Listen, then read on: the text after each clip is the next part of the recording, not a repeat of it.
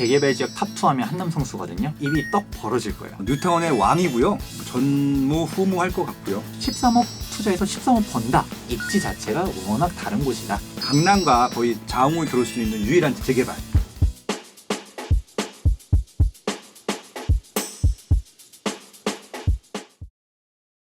네, 안녕하세요. 빠숑의 세상답사기. 오늘도 빠숑이 만난 사람들, 또 제가 좋아하는 분 모시고 또 방송을 진행해 보도록 하겠습니다. 저희 이제 단골 손님이 됐습니다. 단골 전문가가 되셨는데요. 필요할 때마다 적절한 좀 이런 지역 분석과 여러 가지 좀 전략적인 제안들을 잘 해주고 계신 투미부동산의 김재경 소장님 모시고요. 오늘도 좀 부동산 현황에 대해서 말씀드려 보도록 하겠습니다. 특히 또 제가 좀 관심이 있는 입지들 좀 집중 분석을 요청드렸고요. 제가 숙제를 내드렸는데 정말 잘해주셨더라고요. 그래서 저 혼자 알기엔 너무 아까워서 오늘 좀 같이 이렇게 좀 시간을 나눠서 공유하는 시간 갖도록 할 테니까요. 들어보시고 좋으시면 좀 좋아요도 많이 눌러주시고 투미부동산에도 많이 좀 방문해 주시면 좋을 것 같습니다. 안녕하세요, 소장님. 네, 안녕하세요. 부동산 주치 김재경 소장입니다. 반갑습니다. 잘 지내셨어요? 네, 저희가 그때 만났을 때만 하더라도 네. 코로나가 이렇게 심각해질 거라고는 생각도 못했었다가 그렇죠. 지금 진짜 코로나 전국이다라고 얘기할 정도로 일상생활부터도 약간 좀 힘들어지고 그러고 있는 것 같아요. 일단 밖에 못 나가니까. 그러니까 지금 저희가 세 번째 뵀잖아요. 네. 근데 진짜 그 처음 뵀을 때랑 지금 중간에 뵀을 때랑 지금 뵀을 때랑 세 번이 다 다른 것 같아요. 네. 또 다음에 뵙게 되면 또 바뀌어 있을 것 같거든요. 이 코로나 전국이 또 언제까지 있을 것 같지는 않고요. 네. 제가 명동성당을 이제 다니는데 지금 거의 2달 동안 미사를 못 봤거든요. 모집을 못하게 하니까. 근데 4월 23일부터 미사가 재개됐거든요. 그럼 조금 이제 어느 정도는 조금 이제 정상 경제로 돌아갈 좀 준비를 하고 있는 것은 아닌가 이렇게 조심스럽게 좀 예상을 해보고요. 이번 기회에 좀 정상적인 경제로 좀 돌아갔으면 하길 바라고 있습니다. 그래서 오늘 모신 이유는요. 이제 작년까지 2019년도까지 일단 재개발 시장이 굉장히 좋았었고 2020 저희가 말씀하면서 올해는 재개발을 주목해봐라 이런 말씀을 드렸었거든요. 근데 지금 코로나 전국 때문에 모든 경제적인 문제들이 딱 중단이 됐어요. 뭐 하락도 아니고 상승도 아니고 그냥 중단이 된 상태거든요. 그래서 결국은 정상적인 경제 시장을 준비하면서 우리가 좀 공부를 할 필요가 있을 것 같아서 지금 이 코로나 전국에서도 청약은 또 기가 막히게 잘 되고 있거든요. 몇백 대 나고 있어서 좀 저희가 모르는 또 움직임들이 있지 않을까 싶어서 현장에 계시니까 이런 것들 좀 매수 사이트, 매도 사이트에서 좀 얘기를 해주시면 좋을 것 같습니다. 제가 오늘 특별히 부탁드린 두 지역은 한남 뉴타운하고요. 성수 전략 정비 구역이거든요. 그 얘기하기 전에 전반적인 시장 좀 분위기를 여쭙고 싶어요. 어떤가요? 요즘 분위기는 일단은 언론에서 말하는 것처럼 그렇게 다이나믹한 움직임은 없어요. 언론에서는 네. 요즘 뭐라고 얘기해야 되나? 항상 보면 떨어진다, 뭐 어디 뭐 금매물 나왔다, 이런 얘기들을 하잖아요. 네네. 뭐 강남 재건축은 뭐 몇 억도 떨어졌다더라, 막 이런 얘기들 하는데 네. 실제로 보면 강북 지역들 특히 봤을 때 아파트 가격들 변동이 없거든요. 네. 저희는 이제 재개발 전문가가 아니니까 재개발에 대해서 얘기해드리자면 좀 오히려 투자자들이 많은 데도 있죠. 외곽 지역들, 뭐 광명이라든지 뭐 상계라든지 신림 이런 데 소액으로도 진입했었던 곳들 같은 경우는 실제로 금액이 좀 빠졌어요. 낮게는 2천만 원에서 뭐 한 4천, 5천 정도 빠진 데들이 있거든요. 빠지긴 빠졌었네요. 네, 빠지긴 빠졌습니다. 그런데 반대로 오늘 이야기하는 주제가 한남이랑 성수잖아요. 이 한남 성수 같은 경우는 재개발 지역에서 완전 탑2에 들어가는 그런 지역인데 서울 한가운데. 그쵸. 한강 바로 앞에. 얘네들은 금액이 안 빠졌어요. 그냥 그대로예요. 네네. 오히려 문의는 사실 코로나가 막 돌 때는 문의도 당연히 없었죠. 네. 근데 근 일주일 사이에 문의가 많이 늘기 시작했어요. 약간 이런 느낌. 내가 코로나 사태가 아직 해결되지 않았음에도 불구하고 큰맘 먹고서 매수하려고 온 거죠. 그랬는데 가격이 안 빠진 거야. 그 사람들이 조금 코로나 때문에 조정이 됐을 걸 기대하고 문의를 했는데 실망하셨겠네. 맞아요. 그러니까 이제 일단 상담은 받고 지금 사야 될까? 좀 나중에 사야 되나? 이런 고민들을 하면서 일단 쉽게 결정을 못하는. 네. 그리고 오히려 요즘 다시 거래가 늘긴 시작했어요. 방금 전에 말했던 한남, 성수, 흑석, 노량진 막 이런 식으로 비싼 데들이 거래가 막 느는 게 아니라 네. 좀 투자 금액대가 적은 데들. 그리고 좀 조정이 살짝 된 데들. 그렇죠. 더군다나 금액이 좀 빠졌으니까 네. 방금 전에 빠숑님께서도 얘기했잖아요. 조정된 줄 알고 기대를 갖고서 왔더니 금액이 실제로 한 5천이 더 빠졌어. 그러면 지금이 기회인가 보다 하면서 들어가는 거죠. 네. 막상 또 안 빠진 데들은 쉽게 들어가기 쉽지 않다. 지금 현재 그래서 좀 지역별로 거래가 도는 데들이 있고 네. 투자 금액 선으로 좀 극명히 갈리고 있다라는 게 오히려 시장 이것도 분위기입니다. 양극화네요. 오히려 좀 비싸고 중심지 같은 경우는 가격도 안 빠지고 지금 어떻게 보면 좀 아직까지는 조금 이제 좀 지켜보고 있고 거래는 안 되고 있는데 상대적으로 조금 조정됐던데 그동안 좀 매물이 없거나 올라가는 분위기여서 못 샀는데 살짝 조정이 돼서 이제 지금 좀 소액으로 물론 이제 절대 금액은 작진 않지만 중심부에 비해서 좀 상대가 저렴한 그쵸. 지역들을 좀 조금씩 거래가 살아나고 있는 것 같다. 네. 그런 거네요. 그렇다 보니까 오히려 이렇게 거래가 바닥에서 다시 거래가 되기 시작하면 뒷받침이 되다 보니까 지금 요즘 분위기가 다시 좀 이제 호전되는 걸로 방향이 가고 있는 걸로 보이고 있습니다. 근데 갑자기 들었다 보니까 어차피 한남 뉴타운이랑 청수 전략적 구역은 얘기를 할 테니까 조정이 됐다고 한 지역도 있잖아요. 방금 전에 얘기했었던 것처럼 약간 서울 외곽 지역들 아니면 경기권들 여기가 조정이 된 거죠. 그럼 일단 재개발이 많은 데니까 뉴타운일 거고. 그렇죠. 그러면 광명 맞아요? 네. 광명 뉴타운이 대표적으로 광명도 꽤 많잖아요, 구역이. 네, 구역도 정말 많은데 지금 현재 가장 싸게 들어갈 수 있는 데가 광명 9구역이 한 2억 3천 정도의 투자 금액 들어가고요. 광명 1구역 한 2억 5천 정도. 그 외 나머지 구역들은 전반적으로 한 3억 정도 투자 금액선 들어가는 그러면 상태입니다. 코로나 전국 이전보다 한 어느 정도 빠졌어요? 구역마다도 살짝 뭐 좀 살짝, 달라요. 분위기가 여기서도 달라요. 뭐 안 빠진 구역 뭐 조금 빠진 데들도 있는데 구체적으로 제일 많이 빠진 데는 진짜 4천 5천도 빠졌고. 아, 그러네요. 조정이 맞네 그러면. 그쵸. 그러면 아까 이제 서울 외곽 지역이라고 말씀드렸잖아요. 그때 한번 소개를 해주셨는데 서울 뉴타운 중에서는 가장 저렴한 뉴타운이 신림, 상계 두 개. 네. 일 텐데 거기도 좀 철쭉 조정이 됐나요? 상계 뉴타운은 이전에 투자 금액 한 3억 정도 들어간다라고 했었는데 네. 조금 조정돼서 지금 현재 2억 8천 정도로 들어갈 수 있는 상태고요. 예. 2천 정도가 빠진 거죠. 오히려 빠진 거는 신림이 더 빠졌었어요. 아, 그래요? 무허가 건축물 뚜껑이라고 일명 얘기하는 데가 있는데 네. 그 걔네들도 이전에는 4억까지 갔다가 음. 지금 한 3억 5천 선까지도 네. 내려갔었죠. 그럼 5천만 원 빠진 거죠. 네. 근데 아무튼 그 뚜껑에도 일단은 그 조합 권리는 있는 그렇죠. 거죠. 우리가 당연히 입주권이 나오는 그런 무허가가 있고 안 나오는 무허가가 있는데 네네. 당연히 그거는 나오는 걸로 잘 조심하게 그러니까 가려서 이게 해야 됩니다. 용어가 좀 너무 저렴하다 보니까 많은 분들이 이게 투기 용어인 줄 알아요. 뚜껑이라고 하는 건 이게 주택이라고 하는 건 토지가 있고 건물이 있잖아요. 근데 지금 이건 지분은 거의 토지 갖고 따지는 것들이기 때문에 이 건물 부분들 특히 이제 여기에 이제 거의 건물 가치는 없다 보니까 권리만 있는 거죠. 그쵸. 이 부동산의 가치는 없는 거고. 방금 전에 빠숑님이 정확하게 표현해 주셨는데 뚜껑 하면 우리가 솥단지 생각하면 사실 솥이 메인이지 뚜껑이 메인은 아니잖아요. 그렇죠. 집도 똑같아요. 토지가 메인이지 건축물은 사실 중요하지 않은데 토지가 없는 거예요. 시유지, 국유지 여기 위에다가 무허가로 지어놓은 집인데 집 하나만 있는 건데 얘 감정 가격 해봤자 500만 원, 뭐 네. 잘 나와야 1000만 원, 그렇죠. 얼마 되지도 않아요. 더군다나 무허가로 지었는데 이거 뭐 얼마나 잘 지었겠어요. 걔네들 입주권 주는 기준이 있습니다. 그 기준에 해당되는 애들은 소위 말하는 입주권 딱 걔네들이 나오기 때문에 이거를 거래하는 거나 다름없는 거예요. 그러니까 이제 토지 지분이 아닌 그냥 입주권이라고 생각하면 되는데 용어를 그렇게 쓰면 되는데 뚜껑, 무허가 이러니까 사람들이 불법인 줄 알아요. 그러니까 이게 그 건축물의 존재 자체가 불법인 거지 국가에서도 공인한 입주권이거든요. 그러니까 뚜껑이나 뭐 이런 것들을 용어를 좀 바꿨으면 좋겠어요. 솔직히. 맞습니다. 예. 아무튼 토지 지분이 없는 입주권 이렇게 하면 되겠네. 네. 아무튼 그런 것들도 좀 거래가 비용이 낮아졌다. 물론 이제 추가 분담금은 많이 내야죠 대신. 네, 맞습니다. 예. 감정평가 금액이 낮을 테니까. 그러면은 일단은 좀 저렴한 뉴타운들, 새 주택들을 노려보시는 분들 같은 경우는 서울 외곽이나 경기도권에 있는 뉴타운들 한번 검토해 보시는 것도 나쁘진 않겠네요. 지금. 좋죠. 네. 사실상 저희가 바로 이전에 네네. 2월 달에 이제 얘기했었던 그 내용이 재개발 투자가 왜 좋은가? 거기에 핵심은 사실 여기 있었었거든요. 네. 제가 아파트랑 재개발의 투자 방법을 비교하면서 아파트는 현재 가치에 사서 그렇죠. 미래 가치를 바라보면서 내가 10억에 샀으면 11억, 12억, 13억 올라가는 걸 보고서 투자하는 건데 재개발은 딱 주변에 있는 신축 아파트랑 비교해 보니까 그렇죠. 3억이 올라게 보여.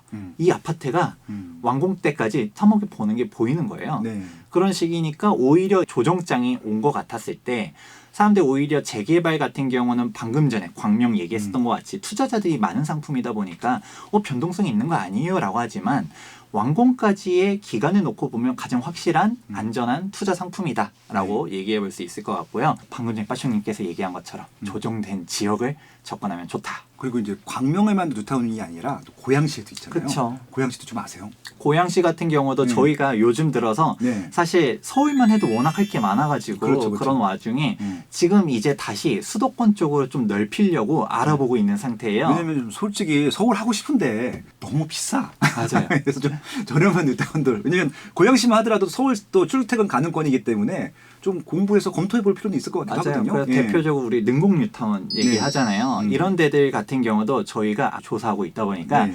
딱 완성되면 다음에 한번 경기도 특집 한번 하는 것도 예, 그리고 또 능곡하고 좋을 것 같습니다. 거기 또 원당도 하나 있어요. 패키지로 네, 해서. 알겠습니다. 숙제 드렸어요. 네. 네, 알겠습니다. 저는 진짜 그 노량진도 좋고 흑석도 좋고 성수도 좋고 한남도 좋긴 하거든요. 거기 왜 이렇게 비싸요, 근데? 일단 위치가 좋고 오늘 네. 내용 들어보시면 네. 진짜 입이 떡 벌어질 거예요. 오늘 한남도 하긴 하겠구나. 네. 한남이랑 성수가 오늘 주제잖아요. 네. 그런데 얘네들은 기본적으로 비교 대상 금액 자체가 달라요. 그러니까 제가 최근에 혹시나 조정됐을까 하고 기대를 가지고 한번 내구역을 다 들어봤거든요. 그냥 그렇더라고요. 네, 제가 방금 전에도 네. 조정 안 됐다는 얘기 했었잖아요. 네. 그냥 일단 길의 가치가 달라요. 3억 투자해서 몇 억 벌고 이게 아니라 여기는 투자 금액이 10억, 뭐 13억 이렇게 들어가지만 그 이상 버는 게 보이는 데들이거든요. 예, 그리고 또 여기 또 실제 거주하고 싶으신 분이 많아서 저는 이제 뭐 투자 목적이라기보다는 거기 그 위치에 그냥 새 아파트에 살고 싶은 욕망이 좀 있거든요. 그게 가장 이제 큽니다. 그래서 이제 이 금액이 크다 보니까 이 금액 큰 것들이 조정될 때는 또 팍팍 되잖아요. 막 1억, 2억, 3억씩 되잖아요. 요즘 그 일반 아파트들 막 조정된다는 호가 내려오는 것처럼. 그래서 그런 기대를 갖고 솔직히 이제 강남권에 있는 아파트 호가가 좀 내려왔었거든요. 그래서 이제 혹시나 해서 가봤더니 역시나 아니더라고요. 그래서 다들 얘기해요. 아니 강남도 조정됐다던데 왜 얘네들은 버티냐. 네네. 그러니까 사실 재개발 지역 탑2 하면 한남 성수거든요. 네. 여기에 대해서 주목해 보시면 좋을 것 같은데 재개발 지역 얘기하면 탑3까지 가면 세 번째로 붙는 게 흑성 뉴타운이에요. 뭐 흑성 뉴타운도 위치 뭐 바로 반포역 이거 네. 한마디로 끝나는 데인데 뭐 서반포라고 하죠. 그쵸 네. 서반포. 근데 이 흑석 같은 경우는 오히려 프리미엄으로 따지면 흑석이 좀 더 비싸요.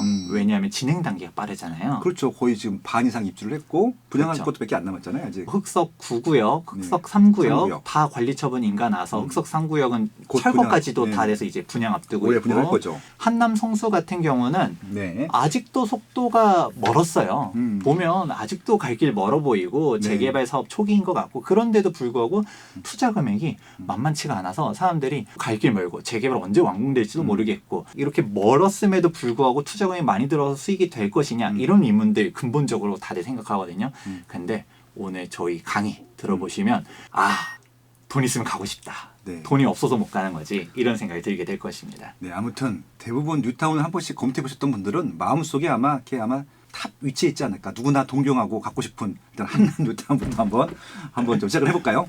네, 방금 네. 전에 빠숑님께서도 얘기해 주셨는데 네. 저희가 한남 뉴타운에 대한 타이틀 여기 누구나 동경하지만 아무에게나 허락되지 않은 특권 이렇게 네. 적어놨어요. 진짜 남들이 한남 하면 떠오르는 이미지 어떤가요?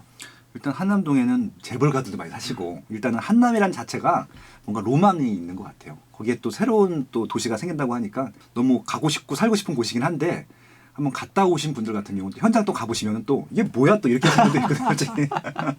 왜 이렇게 비싸야 되는 거예요 도대체. 아무튼 좀. 예. 맞습니다. 자, 그러면 네. 본격적으로 네. 한남 뉴타운 투자 포인트부터 하나씩 이야기해 볼게요. 네. 한남 뉴타운은 한남동이란 곳 자체가 네. 우리가 풍수지리 뭐 신경 안 쓰는 사람들도 많죠. 네. 그런데 잘 몰라도 한남동이 배산 임수의 명당이다. 이 얘기는 다들 들어봤을 거예요. 가면 그건 현장에서 알 수 있어요. 그냥 왜 뒤에 남산, 앞에 한강. 그렇죠. 서울시에서 풍수지리가 더 좋은 입지가 어디 있어요? 없지. 여기가 예. 서울에서 가장 큰 명당이고 실제로 방금 전에 이제 빠숑님께서도 얘기해 주셨던 것과 같이 재벌가 회장님들이 사는 데가 이태원동, 한남동. 그냥 한마디로 끝나요. 그냥 이건희 회장님 집이 있어요. 맞습니다. 거기 단독주택들 뿐만 아니라 우리가 유엔사 부지, 수성부 부지 여기 개발도 될 것이고 맞아요. 그리고 여기 주변에 워낙 부촌들이 많죠. 한남더일, 나인원 한남, 유엔빌리지 요즘 또 나이는 하나님이 또 막 뜨고 있습니다. 상가가 기가 막혀요 또. 예. 이런 식으로 워낙 고급 주거단지가 있고 그리고 100년 만에 시민의 네. 품으로 돌아오는 용산 민족공원 개발 네. 그리고 용산 마스터 플랜 신분당선 2단계 연장되는 것도 있고 네. 주변 주거단지 시세가 일단 차원이 달라요. 자 그러면 본격적으로 들어가 네. 보도록 하겠습니다. 네. 일단 용산의 위치 자체가 그냥 딱 좋아요. 그냥 네. 보기만 해도 방금 전에 얘기하셨잖아요. 남산이 있고 네. 밑에 한강물줄기 흐르고 배산 임수라는 게 뭐 풍수 지리적으로 뭐 동양에만 있고 막 이런 거라고 생각하지만 사실 이게 인문사회학적으로도 통용되는 부분이 있어요. 뭐냐면 네. 우리가 물줄기가 이렇게 감싸고 있어야 된다라는 것들 있잖아요. 실제로 각 세계 각 곳곳의 도시들 보면 부촌들은 이렇게 물줄기가 감싸는 데들, 지리적으로 우리가 퍼지는 쪽이 아니라 모이는 쪽에 부촌이 형성된다. 대표적으로 이제 강남의 압구정이 그런 위치가 해당되고 있죠. 그렇죠. 용산이 그런데 이렇게 좋은 위치임에도 불구하고 개발이 못 됐었던 이유가 있었었죠. 이제 외국의 군대들이 주둔하고 있었었잖아요. 네. 위치가 워낙 좋았었던 곳이었기 때문에 열 수 있는데 서울 어디를 가던 간에 위치가 딱 좋다라는 거를 딱 이 한 지도로도 볼 수 있죠. 성동구, 중구, 종로구, 서대문구, 마포구, 영등포구, 동작구, 서초구, 강남구 다 이제 퍼질 수 있는 데가 용산이다. 2030 플랜 3도심 이렇게 봤을 때 광화문 이제 사대문이라고 그렇죠. 얘기하죠. 강남, 여의도, 영등포 해가지고 3도심인데 딱 3도심 중앙에 있는 데가 용산이다. 용산에 대한 거는 이 한 장으로 사실 끝내요. 뭐냐면 용산 민족공원이 딱 가운데 있고요. 네. 좌측으로는 용산 마스터 플랜해서 우리가 뭐 서울역 마스터 플랜 그리고 한강로를 중심으로 해서 아모레 퍼시픽 본사부터 시작해가지고 막 고층 건물들 이제 개발 계획들 쭉 있고 특기 구역들로 쭉 되어 있거든요. 우측으로는 그냥 주거 지역이에요. 말로 표현할 수 없는 진짜 대한민국에서 가장 부촌들 한남동 단독주택들이라든지 한남더의 나인원 한남 유엔빌리지 여기 사이에 한남뉴타운이 들어선다. 대한민국의 모든 그러니까 좀 모든 종류의 부촌은 다 있는 것 같아요. 단독주택으로도 있고 고급 빌라로도 있고 아파트로도 있고 오피스텔로도 있고 아무튼 고급 주거는 다 있다 한남동에. 네. 그렇게 좀 추가 설명 드리고 싶네요. 자, 개발 호재를 한 페이지로 정리를 했어요. 사실 제가 좀 고민을 많이 했어요. 용산 하면 딱 떠오르는 거는 대한민국에서 뭐 서울을 넘어서 대한민국에 가장 개발 호재가 많은 곳 중 하나가 바로 용산이잖아요. 네. 우리가 뭐 개발 호재를 쭉 나열하면 이 개발 호재만 1시간 넘게 나열이 가능하단 말이에요. 그렇죠. 좀 고민을 하다가 이거를 어떻게 얘기해야 될까. 근데 용산에 대한 개발 호재 많은 거는 사실 다 알아요. 네. 제가 전에 두 번째 편 때 수색 증산 뉴타운에 대해서 얘기를 하면서 사실 사람들이 수색 증산 뉴타운 무시하지만 개발 호재 엄청 많다면서 개발 호재 막 얘기하고 뉴타운은 오히려 분량 좀 작게 이렇게 얘기를 했었잖아요. 맞아요. 예. 근데 용산 역시도 한남 뉴타운 얘기할 때 용산의 개발 호재를 얘기 안 하면 문제가 되지만 사실 이거는 너무 유명해서 굳이 제가 다 일일이 얘기를 안 해도 다 아실 거라고 보고 있습니다. 그래서 한 페이지로만 딱 정리했는데 간단하게 보면 일단 용산공원 네. 딱 가운데 이렇게 있고 배산 임수의 뭐 명당이다, 뭐 주변에 고급 주택들이 있다, 뭐 이런 것들은 저희 다 아시는 내용들인데 서울에 딱 3개 환승역이 있죠. A 노선이 환승하는 서울역이 있고 그 다음에 밑으로 용산역에 GTX B가 들어서고요. 용산 국제업무지구 뿐만 아니라 주변에 이제 한강로의 특기 구역들 쫙 있고 밑으로는 이제 동부 이천동이라든지 제가 저번에도 얘기했었던 게 개발 호재는 긁지 않은 복권이다 이 얘기했었잖아요. 맞아요. 사실 뭐 뚜껑 까서 돼야 이제 되는 건데 국제업무지구 다 철거 끝났거든요. 뭐가 네. 되긴 할 거예요. 뭘 짓던 간에. 근데 우리가 청사진처럼 진짜 국제업무지구가 들어설 건지 아니면 다른 무언가가 들어설 건지 이건 지켜봐야겠지만 이런 것들이 복권을 긁더라도 뭐 사실 꽝이 나올 수도 있고 될 수도 있는데 확실한 것만 얘기해보자면 일단 용산공원 이거는 사실상 추진이 다 확정된 거나 다름없고 미군들 다 평택으로 이전하고 있고 개발하자 뭐자 얘기해도 박원순 서울시장님이라든지 문재인 대통령님이라든지 뭐 여기는 공원으로 들어서야 된다라는 거를 명백하게 여러 번 얘기했었거든요. 5월 달에 일부 구간을 개방을 할 거예요. 그 앞에 이제 그 주공에서 지은 그 조그만 아파트 촌이 있어요. 그거 아마 거기는 개방할 것 같더라고요. 예. 네. 또 확실한 거 보면 세 군데가 있죠. 네. 여기 유엔사, 수성구, 캠프킴 여기 세 군데가 정말 알짜 지역들이거든요. 네. 근데 여기서 유엔사 부지 같은 경우는 낙찰이 됐었죠. 네. 11 건설에서 1조 552억이라는 네. 어마어마한 금액에 낙찰이 돼서 낙찰 금액만 거의 평당 7천만 원에 가까운 그런 금액이다 보니까 얘는 그럼 도대체 분양가를 얼마를 해야지 수지 타산이 맞는 거야 이런 얘기 나올 정도로 유엔사 부지부터 시작해서 지금 사실 입지가 더 좋은데 수성부 얘네들은 한강부이거든요. 이런 위치들 만약에 분양이 되게 되면 과연 어떻게 될 것이냐 이런 것들은 가장 확실한 호재다. 한남뉴타운 자체가 그냥 호재인데 사실 여기에 대해서 다 얘기를 안 하더라도 얘는 그래도 꼭 짚고 넘어가야겠다. 바로 용산 민족공원 얼마나 대단한 건지에 대해서는 두말하면 입 아플 정도로 대단한 것이죠. 사실 우리가 상상이 안 될 정도예요. 이게 추가적으로 한 번 더 면적이 늘었어요. 그래서 최근 기사 찾아보면 303만 제곱미터래요. 그러면 303만? 감이 안 오잖아요. 평으로 환산하면 90만 평. 그렇죠. 대충 나누면 되니까 3.3 정도 네. 나누게 되면 나오죠. 90만 평인데 90만 평이라 해도 이게 얼마나 넓은지 감이 안 오거든요. 여기서 알 수 있는 게 서울숲이 18만 평이에요. 서울숲의 5배. 어마어마한 공원이 바로 서울 한복판에 들어선다. 우리 여러 번 얘기들 하잖아요. 딱 진짜 절대 부촌 할 때 숲을 껴야 된다. 센트럴파크, 하이드파크 얘기들 많이 하는데 센트럴파크 면적이 100만 평, 네. 하이드파크가 75만 평. 이런 면적들을 봤을 때 용산 민족공원이 우리가 그동안 없었던 그런 규모라서 상상이 안 되는데 이게 완성되면 정말 어마어마한 그런 대형 호재다. 이거 하나만 하더라도 정말 굵직한 진짜 지도를 바꿀 그런 호재라고 보고 있습니다. 그러니까 아무것도 설치 안 하고 그냥 나무만 심어놔도 대단해요, 진짜. 그렇죠. 네. 한남 뉴타운, 그 절대 부촌의 상징 공원이 들어서는 곳이니까 주목하면 좋다. 그럼 이제 본격적으로 한남 뉴타운에 대해서 이야기해 보도록 하겠습니다. 한남 뉴타운 같은 경우는 입지가 그냥 워낙 알토란 같은 그런 입지예요. 주변이 다 비싸요. 보통 뉴타운 지역들 보면 딱 빠숑님께서 처음에 임장 가보면 놀란다는 얘기 했었잖아요. 네. 가보면 용산이야? 여기가 한남동이야? 할 정도로 완전 그냥 후줄근해요. 거기를 그렇죠. 차가 못 들어가. 맞아, 차가 못 들어가. 예, 걸어서 그냥 제가 일반인을 데리고 다니면 힘들어해. 예, 그렇습니다. 진짜. 지하철에서 딱 네. 내려가지고 완전 진짜 등산하는 코스를 등산이에요, 등산. 맞아요. 가게 되고 낮에 가도 와 이게 동네가 왜 이래? 그러고 밤에는 솔직히 저도 무서워요. 맞아요. 밤에 다닐 수 있는 그런 동네가 아니에요. 네. 오죽하면 전세 금액만 봐도 알 수가 있어요. 전세 금액이 여기가 5천만 원짜리 전세가 있어요. 3천만 원짜리 전세가 있고요. 아니 위치가 이렇게 좋은데 전세 금액이 왜 이래? 라고 하면 직접 가보시면 그렇구나 라는 거를 느낄 수가 있습니다. 그런 곳이다 보니까 주거 환경이 정말 낙후돼 있죠. 이 한남 뉴타운 빼고 딱 다른 데를 보면 눈이 돌아가는 위치예요. 바로 이태원역 위쪽에는 진짜 재벌가 회장님들 단독주택들이 이렇게 위치하고 있고요. 좀만 더 옆으로 가면 나인원 한나.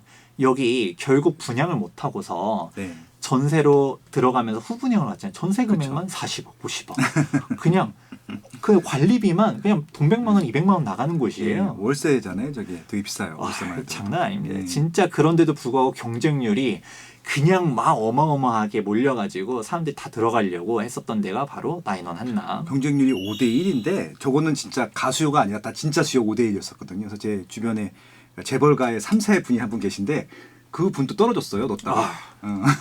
이게 저희가 이거 여담인데 여기를 구경하고 싶어서 모델하우스를 그래서 신청을 하는데 저희 원래 보통 부동산에서 모델하우스 보고 싶어요라고 하면 그냥 따로 빼서 보여주기도 했거든요. 나름 이름 없는 부동산도 아니기 때문에. 근데 여기는 그런 거 전혀 일치 없었고요. 맞아요. 그러고서 들어가려고 할 때 재산 검증을 했었어요. 왜냐면 쓸데없이 살 능력도 안 되는데 오지 말라는 그렇죠. 거예요. 그런데 이게 웃긴 게 부동산 같은 경우는 공시 가격으로 100억이 넘는 걸 인정해야지 됐었어요. 시세도 아니고 공시가로 100억을 어떻게 해? 그래서 이거를 저희가 있는 부동산들 다 등기 다 떼가지고 그러고 친척이에요. 뭘 해가지고 그냥 다 모아가지고 그때 그러고서 구경하러 갔는데 와 이게 눈 돌아가는 곳이 바로 나인원 한남이었다. 네네. 지금은 입주도 다 한 나인원 한남이 있고요. 그 다음에 한남들 여기도 어마어마하죠. 네. 진짜 부촌의 상징 같은. 그러니까 어제 호가 올라온 거 봤는데 100억, 101억. 장난 아닙니다. 펜트하우스긴 하지만 어제 101억짜리가 나왔더라고요. 그리고 바로 밑에는 유엔 빌리지. 여기는 진짜 고급 빌라의 상징 같은 곳. 아마 한강 조망권으로는 최고의 주택 부지가 아닌가 싶어요. 네. 어디보다도 제일 멋있는 한강뷰가 나오는. 이제 4번 얘기했죠. 네. 11 건설에서 낙찰받았다는 유엔사 부지. 그 밑에 이제 수성부 부지도 주목해 보면 좋을 것 같고요. 그다음에 동부 이촌동 같은 경우는 재건축도 한창 진행되고 있고 또 완성된 레미안 첼리투스. 얘네들도 나중에 향후 10년 뒤에 보면 진짜 한강변 랜드마크가 될 만한 동네다. 이걸 볼 수가 있어서 그냥 바로 한강 건너가기만 하면 압구정, 반포 이런 식으로 있다 보니까 주변은 다 부촌인데 한남 뉴타운만 허름하게 있었다. 그렇죠. 그러니까 얘네가 아파트가 들어서면 정말 가격이 얼마가 될 건지는 상상만 해봐도 그냥 금액들이 쫙 올라가는 그런 입지가 바로 한남 뉴타운이다 라는 걸로, 입지는 딱 이것만 봐도 사실 끝나요. 네. 끝나. 그런 데가 한남 뉴타운. 구체적으로 구역별에 대해서 설명을 해보도록 하겠습니다. 한남 1구역 같은 경우는 해제가 됐어요. 우리가 일몰 돼가지고 끝났고, 여기는 그냥 뭐 후줄근하게 있는 게 아니라 우리가 이태원역 하면 상권들 있잖아요. 이 한남 1구역 쪽이 해제가 되면서 상권들로 탈바꿈하고 있어요. 되게 특색 있는 외국 음식점들도 막 들어서고, 한남 1구역은 오히려 해제되고서 오히려 이런 상업시설로 바꾸려는 수요들 때문에 오히려 금액이 더 올랐어요. 제가 잘 가는 식당도 거기 다 있어요. 한남 1구역에 대부분 있습니다. 잘 아시겠네요. 예. 아 맞아, 빠숑님 용산 사신다라고. 근처 살아요. 네, 좋은데 사시네요. 이제 한남 네. 1구역 그렇게 해서 변화가는 모습들 아마 잘 보실 것 같고요. 네. 한남 2구역 같은 경우는 약간의 문제점들이 있었어요. 워낙 상권들이 네. 원래 상인들이 있으면 개발되기가 쉽지 않거든요. 그런데 재척을 시키면서 세대수는 좀 규모가 좀 줄어들었지만 오히려 사업성은 올라갔다. 그렇죠. 그리고 사업 속도도 앞으로 창창하게 갈 수 있다. 이런 얘기 하는데 한남 2구역이고요. 네. 한남 3구역 같은 경우는 규모가 일단 장난 아니에요. 5,800세대.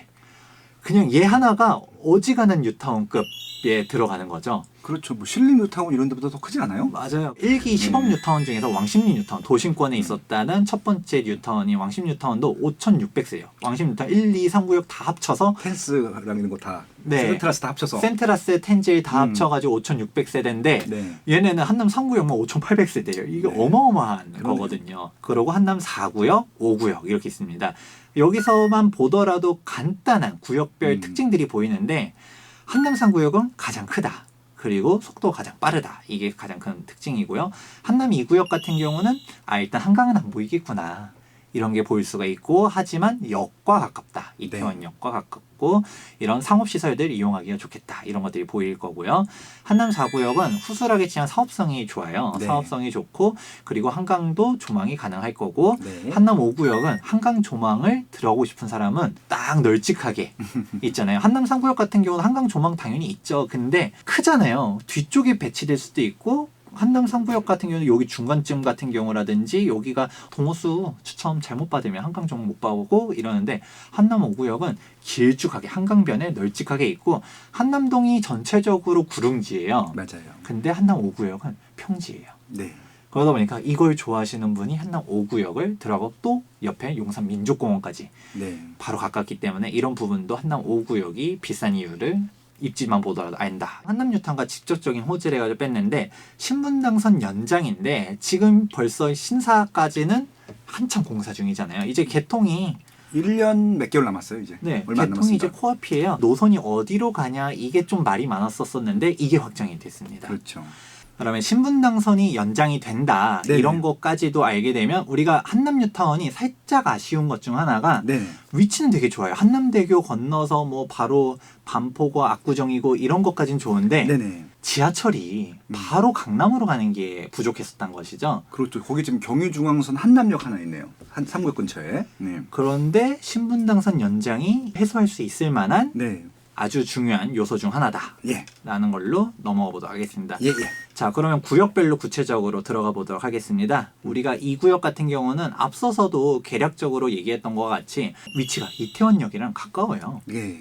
그리고 워낙 이제 상권들도 활성화돼 있고, 한남 뉴타운이 이전부터 하셨었던 그 동네에 있었던 부동산 사장님들은 한남 뉴타운 2구역을 전통적으로 되게 좋아했었어요. 한남 뉴타운 2구역 좋아버리신 분들이 되게 많거든요.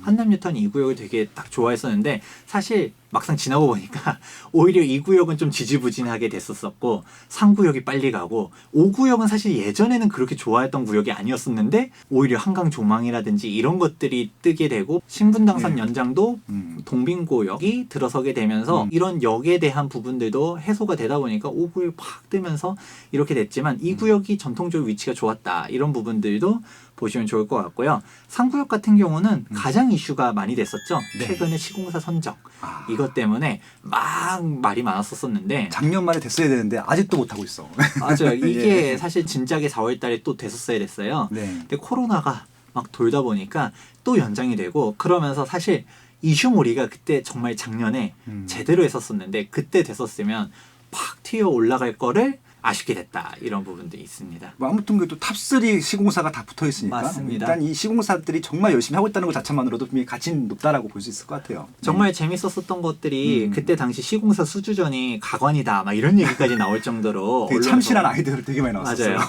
뭐 무슨 한강 조망 세대 특화 네. 설계를 해가지고 엄청 네. 늘리겠다. 뭐 제 개인적으로 제일 재밌었던 거는 LTV 규제를 뛰어넘어가지고 이주비 뭐 현대는 100% 뭐 네. 지급하겠다. 뭐 근데 이게 가능하냐 불가능하냐 얘기들이 많은데 내부적으로는 다 검토가 끝났다. 뭐 우리가 보증해서 직접 하겠다. 뭐 자의는 70% 하겠다. 이런 것들도 사실 기존에 없었던 것들이었거든요. 네, 되게 재밌었어요. 또 보면서.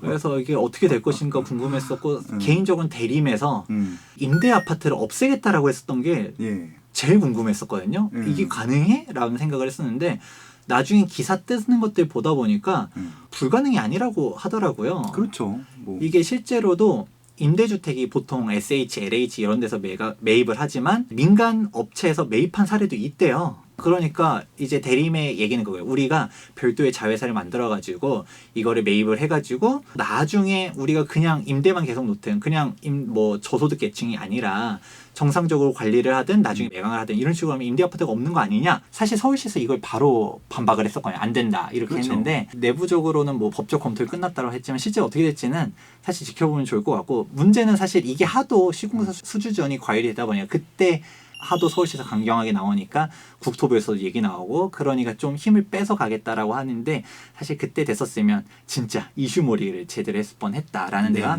한남 3구역입니다. 한남 3구역은 특징이 일단 세대수가 제일 커요. 그렇죠. 제일 5,800세대. 5,800세대. 그리고 속도가 제일 빨라요. 네. 2019년도 3월 달에 사업시행 인가를 받으면서 제일 먼저 치고 가는 데가 한남 3구역이다. 이렇게 볼 수 있고요. 그 다음에 4구역 같은 경우는 2257세대. 한남 4구역의 특징은 사업성이 좋아요. 사실 이게 단점은 보통 얘기 안 하지만 네. 솔직하게 얘기를 하자면 네네. 한남 2구역, 3구역 같은 경우는 사업성이 별로 좋지가 않아요. 막 쪼갰구나. 그렇죠. 우리가 흔히 말하는 쪼개기. 예. 지분 쪼개기가 엄청 많이 된 데가 한남 2구역, 3구역. 원래 전통적으로 입지가 좋다라고 생각한 데들. 네. 제가 앞서서도 얘기했잖아요. 부동산 사장님 2구역 많이 가지고 네. 있다고. 이런 데들을 막 쪼개기를 열심히 해놓은 거예요. 네. 조합원 숫자가 많다 보니까 그러네요. 사업성이 좀 떨어지죠. 한남 3구역 다시 보면 방금 전에 5,800세대인데 조합원 수만 거의 4,000명 가까이. 그러네요. 한남 뉴타운이 전체적으로 사업성이 좀 별로 안 좋지만 그 와중에 4구역이 사업성이 좋아요. 그래서 사업성을 중요시하는데 한남 뉴타운에 가고 싶다 하시는 분들은 4구역에 주목해 주시면 좋을 것 같습니다. 마지막으로 5구역은 사업성이 괜찮아요. 네. 4구역만큼은 아니지만 사업성이 괜찮은데 이 5구역의 특징 같은 경우는 앞서 얘기했던 것 같이 평지고 그리고 초고층도 지어지고 그리고 한강을 바로 앞에 들어서다 보니까 이런 부분들이 상징적인 곳입니다. 건축 심의가 실제로 진행돼봐야지 알겠지만 이쪽 구역 조감도는 완전 초고층이 하나 있잖아요. 네. 여기가 상업지역이에요. 그래서 그렇죠. 이렇게 지을 수가 있게 되는 건데 크게 이제 짓게 되면 한강 조망에 대한 세대수도 늘어나고 이런 부분 대비되는 게 바로 3구역이랑 좀 대비가 돼요.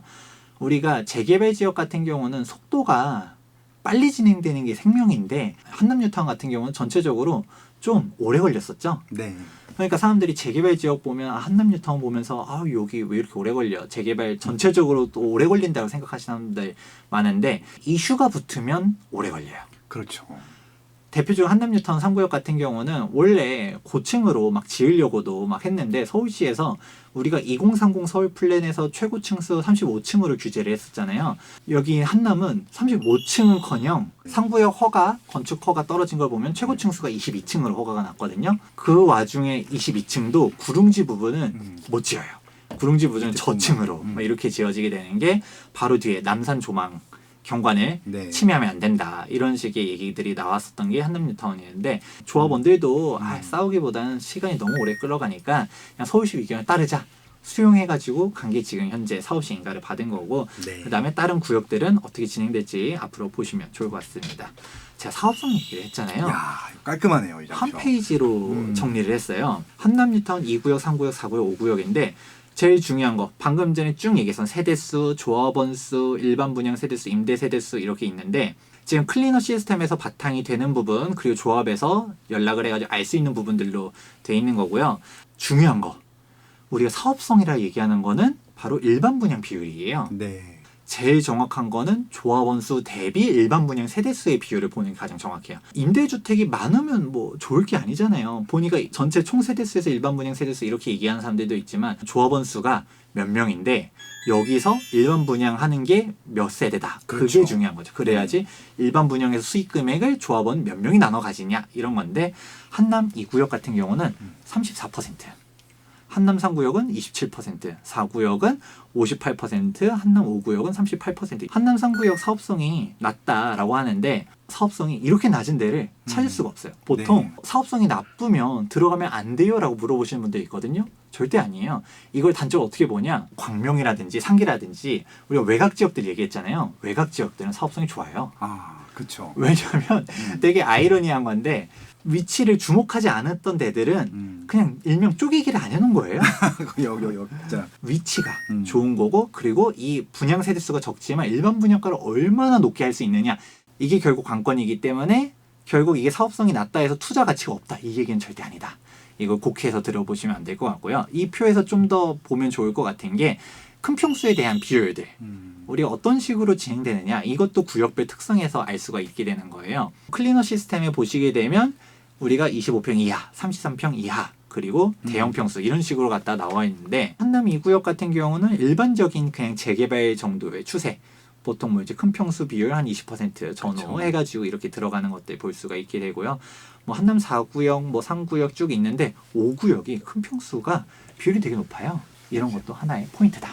예, 결국은 고고 입지가 되겠네요. 한남동이라는 지역적인 위상을 가져가려고 하면은 대형이 맞는 게 맞거든요. 그러니까 좀 정부에서도 좀 비싸게 분양시켜야 되는 게 맞는 것 같아요. 이런 입지들은. 안타까운 네. 부분이 있어요. 그래서 네. 한남 3구역이 상대적으로 이 한남동의 그 절대 부촌 이미지에는 살짝 좀 아쉬운 거 아니냐 이런 네. 구성이. 그런데 구체적인 이제 시공사 선정되면서 좀 조정이 될 수도 있으니까 네. 우리가 정확하게 관리처분 인가까지 네. 가기 전까지는 일반 분양 세대수 이런 것들이 확정이 아니기 때문에 네. 이건 참고 자료로 보시면 좋을 것 같습니다. 자, 네. 또 하나 얘기해 보면 한남뉴턴 3구역 사업성 안 좋아 이런 얘기를 했잖아요. 네. 근데 사실 이게 안 좋은 게 아니에요. 뭐냐면 가장 대표적으로 알 수 있는 게 재건축이랑 비교하는 게 좋아요. 재개발 중에서는 한남뉴턴 3구역이 제일 안 좋은 건 사실이에요. 이렇게 일반 분양 비율 낮은 거는 한남뉴턴 3구역이 유일무이해요. 그런데 막상 한남뉴턴 투자하는 사람들은 강남 사람들이 많이 투자해요. 그렇죠. 근데 한남동인데. 예. 강남 사람들이 투자할 때 보면 한남뉴턴 3구역 총 세대수 얘기하고 일반 분양 세대수 얘기하면 나쁜 애란 얘기를 안 해요. 뭐 그냥 그러네라고 생각하면 들어가요. 이걸 알 수 있는 게 우리가 강남 재건축 사업성이 안 좋다라고 했었을 때 네. 재건축도 당장 주공 아파트 같은 데는 사업성이 좋죠. 얘네들은 뭐 말도 못하죠. 하지만 일반적인 중층 고층 아파트 재건축 같은 경우 가장 대규모로 진행됐던 데가 송파 헬류시티인데 단일 규모로는 제일 크다. 얘가 9,510세대예요. 근데 이때 일반 분양 나왔던 게 1,588세대. 한남뉴턴 3구역은 5,816세대인데 일반 분양 1,060세대. 이렇게 비교하니까 괜찮은데? 라고 생각하는 거예요. 그 사람들 눈에는 아니 이 정도만 돼도 뭐 그게 어디야. 강남에 일반 분양 뭐 100세대도 안 나오고 이런 데들도 개포 주공 이사람단 지 얼마 안 했어요. 이제 100세도 안 됐었어요. 예. 사람들이 재개발과 비교하면 사실 한남 3구역이 나빠 보이지만 오히려 재건축과 비교하면 오 괜찮네가 된다. 결국은 분양가를 얼마나 비싸게 하느냐. 이번에 반포동 원밸리 일반 분양분이 200세대예요. 3,000세대 그게 큰데 단지 수는. 야. 그런데도 뭐 반포 원베일리 나쁘다 얘기하는 사람 아무도 없잖아요. 최고의 단지죠. 네. 왜냐면 그 동네 자체가 네. 워낙 좋기 때문에 얼마가 그렇죠. 될 것이냐고 보이는 데이기 때문에 한남뉴턴도 그런 걸로 접근해 보시면 좋다 얘기하고요. 이것도 깔끔. 마지막으로 자, 이 금액 보시면 그냥 주변을 다 얘기 안 해도 돼요. 그냥 한남더일, 나인원 한남, 레미안 첼리투스와 그다음에 바로 건너서 반포의 아크루 리버파크, 아크루 리버뷰. 가장 많이 비교하는 데는 바로 반포랑 많이 비교를 해요. 반포가 33평형 우리가 뭐 일반적으로 지금 다 30억 선이 됐다. 그리고 한강 보이는 아크루 리버파크 그냥 고가 나오는 거는 뭐 35억도 호가한다 이렇게 얘기하는데 가려 들으세요. 뭐 기분 나빠하시지 마시고 사람들에 따라서 반포의 80% 가격을 보시는 분들이 있고요. 반포랑 동급이 될 거라고 얘기하는 사람들도 있고요. 반포보다 더 비싸질 거야 라고 얘기하시는 분들도 있어요. 여기서 더 비싸질 거라 얘기하는 사람들은 이런 개발 호재들을 무시할 수 없다. 제가 얘기했었잖아요. 이 용산민족공원 90만 평의 공원들이 싹 들어서게 되면 센트럴파크, 하이드파크와 같이 절대 부촌이 용산이 될 것이다. 그리고 이미 주변이 워낙 다 비교가 안 될 정도의 부촌이다 보니까 더 비싸질 거다라고 얘기하는 사람들이 있는데, 그러면 가장 보수적으로 반포의 80% 가격만 보더라도 30억은 보이는 거예요. 그렇죠. 33평 아파트가 30억은 될 것 같다. 그러면 얘를 투자를 어떻게 접근하느냐? 이거예요. 지금 현재 투자 금액이 한 13억 정도 한남 3구역이 들어가거든요. 그건 총매가니 뭐니 다 들어가도 뭐 한 17억 정도 이렇게 들어간다라고 가정을 하는 거죠. 그러면 여기 17억에 사서 완공이 30억 되면 13억 투자해서 13억 번다. 딱 그거인 거예요. 입지 자체가 워낙 다른 곳이다. 네. 이렇게 보면 될 것 같습니다. 그렇죠. 자, 한남뉴타운 정리해 보도록 하겠습니다. 네. 쭉 재밌었습니다. 길게 얘기했었는데 한남동은 절대적인 풍수 지리적으로 배산임 수용의 명당이다. 고급 주거단지, 그리고 주변에 워낙 개발 호재들도 많은 곳들, 그리고 용산 민족공원 이거 하나만 하더라도 얘는 실제로 또 추진되는 거잖아요. 어마어마한 메모드급 호재다. 그리고 용산 마스터 플랜이라든지 신분당선 2단계 연장이라든지 주변 시세들이 워낙 고가다 보니까 한남뉴타운 주목해 보시면 좋다. 이렇게 정리해 보았습니다. 네, 주목하실 분들은 많으시겠지만 뭐 일단 금액이 만만찮습니다. 아무튼 뉴타운의 왕이고요. 뭐 전무후무할 것 같고요. 강남과 거의 좌우를 겨룰 수 있는 유일한 재개발, 그렇죠? 재건축 중에는 뭐 없으니까 한번 놀러 가 보세요. 그리고 이제 지금 보세요. 그러니까 지금 사진 찍어놓으셨다가 바뀐 다음에 사진 비교해 보시면은 아마 그 역사책에 나오는 그런 장면. 진짜 천지개벽해. 옛날에 그 70년대 그 압구정 현대아파트에서 그논 낙가산 있잖아요. 그 사진 같은 상황이 나올 수 있는 그런 배경이에요. 지금. 저희 아버지는 저희 할아버지는 왜 안 샀었을까? 이런 것들 생각하면서 한남뉴타운도 주목하시면 좋을 것 같습니다. 야, 한남뉴타운은 이렇게 완벽하게 알게 해주셔서 너무 감사합니다. 네, 다음 또 성수 전략정비구역으로 그냥 가볼까요? 네, 성수 전략정비구역은 한남뉴타운과 쌍두마차를 이제 이루는 곳이니까 왜 얼마나 그렇게 성수가 대단한 곳인지도 2편 주목해 보시면 좋을 것 같습니다. 그럼 예. 저희는 2편에 다시 찾아뵙도록 하겠습니다. 네, 고맙습니다.